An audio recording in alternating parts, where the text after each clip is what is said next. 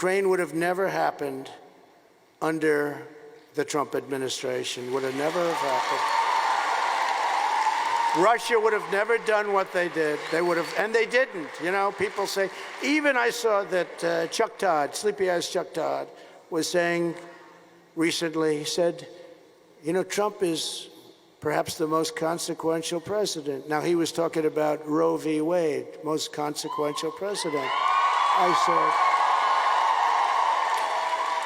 we also had a great decision on guns. We had a great decision on religious liberty. And we had a great decision on the environment, which they want to destroy our country with. But if you take a look at what was happening with our country, if you take a look at what was going down, we were being taken advantage of by Europe. Now, if you look at Ukraine now, we've so far given more than $60 billion to Ukraine. Well,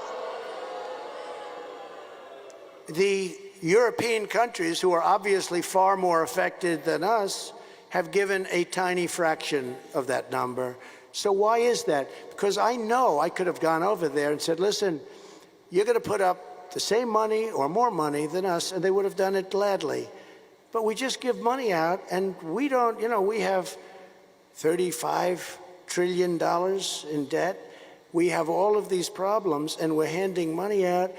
And honestly, that was something, because right now it's much tougher to solve, because I guess they have 35 times, Russia has 35 times the firepower, and they're looking to obliterate the weapons as we send them in. They're obliterating those weapons, and a lot of bad things are happening. But it's a much tougher deal to solve now than previous. But think of it. You had me 4 years as president. You never had a problem with this. Nobody even talked about it. Nobody even talked about it. And in all fairness to Chuck Todd, he said that. He was interviewing Secretary of State. He said, how come this never happened as it was really heating up?